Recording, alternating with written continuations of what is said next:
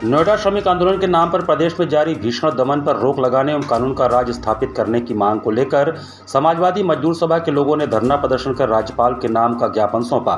ज्ञापन के माध्यम से उन्होंने दर्शाया कि शासन, प्रशासन और प्रबंधन की आधुनिक गुलामी जैसी नीतियों व कार्रवाइयों के कारण विगत दिनों नोएडा में स्वतः स्फूर्त श्रमिक आंदोलन खड़ा हुआ। इसके बाद सरकार द्वारा मजदूरों के वेतन में आंशिक वृद्धि का निर्णय लिया गया, जिसकी अधिसूचना जारी भी हो चुकी है।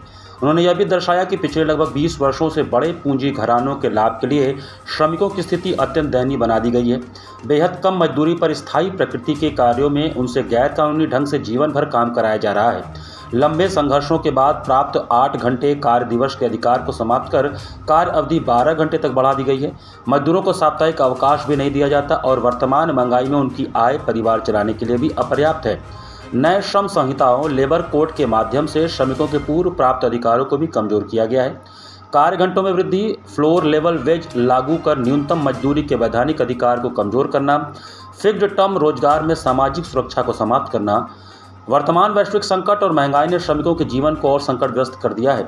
श्रम कानूनों की धज्जियां उड़ाई जा रही हैं। ट्रेड यूनियन बनाने और श्रमिक समस्याओं पर लेबर विभाग की भूमिका को बेहद कमजोर कर दिया गया है। ऐसी परिस्थितियों में श्रमिकों द्वारा नोएडा आंदोलन के माध्यम से अपनी आवाज़ उठाना स्वाभाविक है। दुर्भाग्यवश इसके बाद पूरे प्रदेश में व्यापक दमनात्मक कार्रवाई की जा रही है, जो दुर्भाग्यपूर्ण है। कि मनरेगा मजदूर एक साल में 365 दिन होता है तो उनको 300 दिन काम दिया जाए। 70-75 दिन काम अगर आप उनको दे रहे हैं, 70-75 दिन से काम तो वो पेट परिवार नहीं चल पाएगा। और 212 रुपया उनको रोज की मजदूरी दे रहे हैं, उनकी भी कम से कम 26,000 रुपया बढ़ा करके मासिक वेतन किया जाए और उनको भी 300 दिन काम दिया जाए। मेरी मांग सरकार से यही है कि मजदूरों के साथ सौतेला व्यवहार न किया जाए। पूरे भारत में मजदूरों को 8 घंटा दिया जाए।